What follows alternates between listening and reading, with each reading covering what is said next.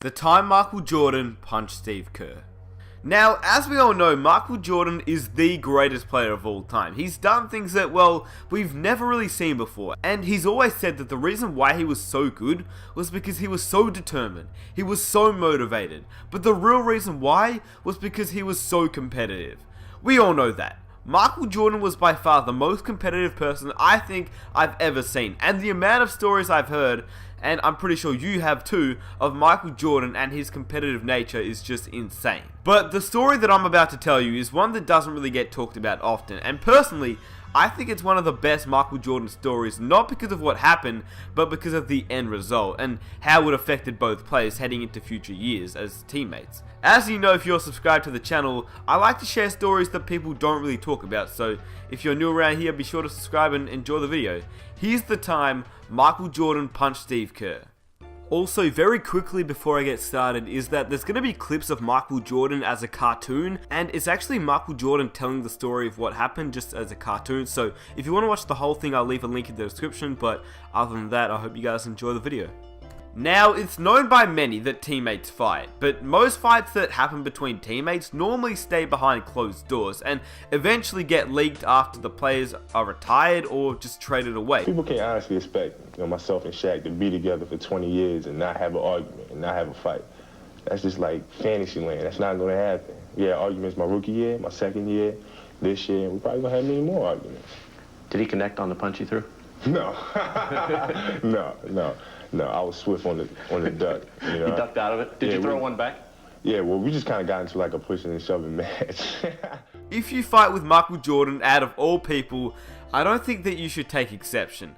Not because he wasn't like anyone else, well, technically he wasn't like anyone else, but because of how competitive he is, and Steve Kerr knew that. But Steve Kerr also didn't know what he was thinking, and I quote, "I don't know what the hell I was thinking," laughing as he recalls his scrap with the Chicago Bulls legend in 1995 at the Bulls training camp. It's Michael Jordan, it's the greatest player ever, but I was pretty competitive myself, and I think I kind of played with a chip on my shoulder. I had to, or I wouldn't have made it. Now, these words from Steve Kerr are true, but I don't know why, maybe it's just me, but I can't imagine Steve Kerr in a fight. He just seems like a nice guy. Anyway, that's besides the point, because he obviously was in the fight, and so was Michael Jordan. In fact, I'll let Michael Jordan do most of the explaining, because, well, he can obviously explain the story better than I can, because he was obviously there. This is coming back after the disappointing playoff game. Everybody was saying it was Scottie Pippen's team, but I was trying to work my way back up to where in '93 it was Michael Jordan's team. So it all started in 1995 when Michael Jordan and Steve Kerr got matched up in a scrimmage. It was very intense. Michael Jordan heard all the critics after the Bulls' playoff loss to the Orlando Magic and intended to silence them. The postseason defeat to the Magic in the conference semifinals, his first series loss since 1990, and many believe that his best years were behind him. I mean, when you think about it now, he literally did just come out of retirement that year, but because Jordan is, well, Michael Jordan, at 32 years old, Jordan was wanting to prove to haters otherwise. So yeah, the offseason started and this particular scrimmage came around. All Jordan could think about was the haters from the previous season, and he just wanted to prove them wrong. Instead, Phil Jackson, obviously the coach of the Chicago Bulls at that time, thought it would be a smart idea to spice things up a little bit. And this one day, I don't know, I was just in a very feisty mood. And Phil put Steve Kerr opposite of me.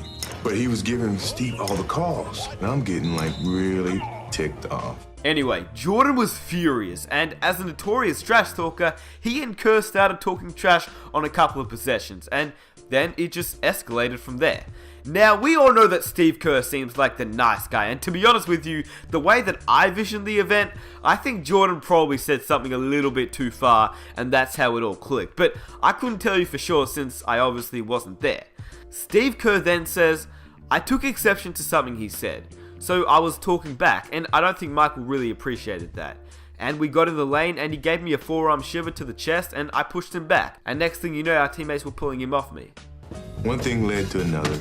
Next thing you know, I fouled him real hard. He fouls me real hard. And then before I knew it, I hauled off and just whacked it right in the eye. All the anger, all the comments of people saying that my skills had eroded and I wasn't the same Michael Jordan. And I was letting everything go. Of course, Steve Kerr got the worst part of the incident. I mean, he ended up with a black eye, but that's pretty much what happened to most players when they challenged Michael Jordan. But the thing was, and this is the main reason I wanted to make this video, is that after the fight happened, Steve Kerr earned Michael's respect. But yeah, Steve Kerr, only 6'3" against Michael Jordan, you would assume that he would get the worst of it, and he did. He ended up with a black eye. He threw some punches before, it was all broken up too, so good on him.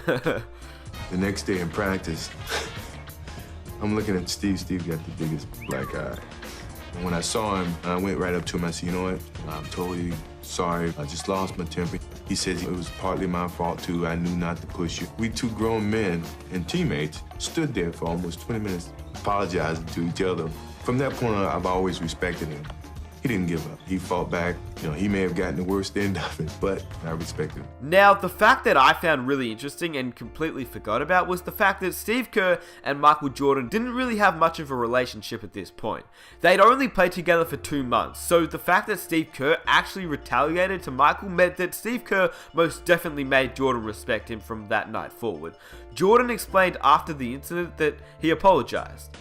And I called back to the Bulls practice facility, and they gave me Steve's phone number, and I got his answer machine. And I said, Steve, I am so sorry. My anger got the best of me. I really am trying to get myself back to where I once was, and it was just something that shouldn't have never happened, and I truly apologize for it.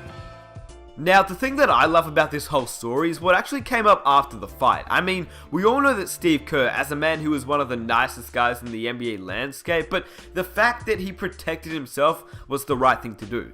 He says that he was embarrassed by how he was being treated and he wasn't going to put up with it. He also said that it was a totally different relationship from that point on. There was also mutual respect, with Kerr feeling that Jordan trusted him on the court more in important situations, which we now know is obviously true. Just look at the time Jordan trusted Kerr to take the game winner in the 1997 NBA Finals. That's pretty crazy.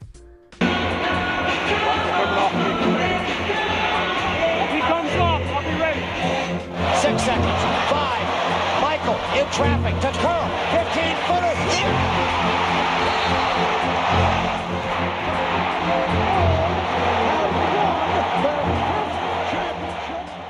Now, it has to be said, the Bulls couldn't have been great without their immense talent of Jordan, Pippen, and Rodman, but they couldn't have been historic without coming together with players like Steve Kerr, Kukoc, and Ron Harper. The Chicago Bulls avoided major issues after the Kerr-Jordan incident and never lost more than 2 games in a row, taking on the characteristics of its coach and its leader.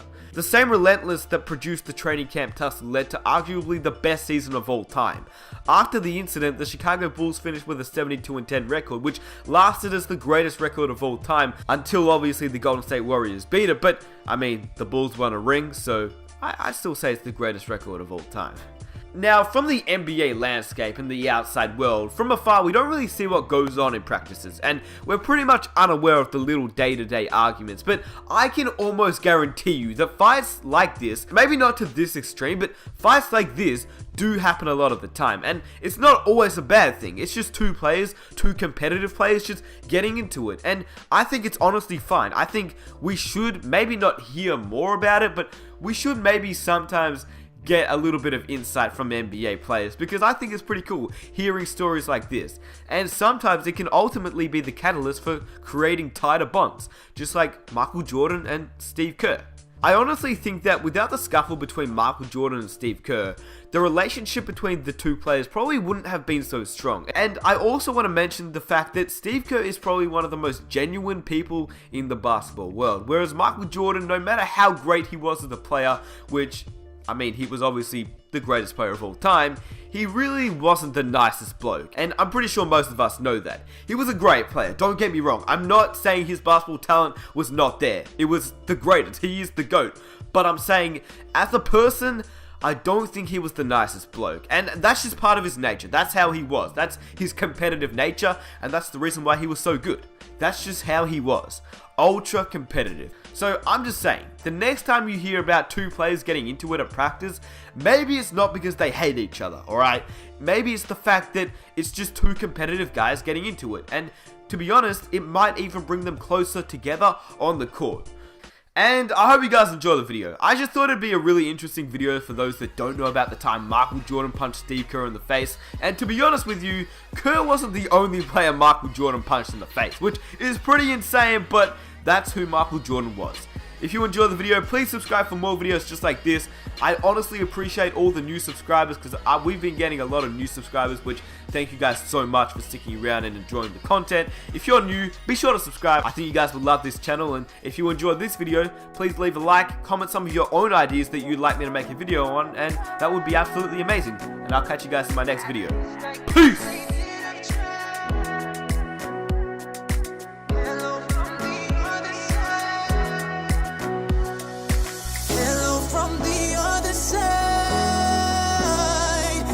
Must have called 1,000 times.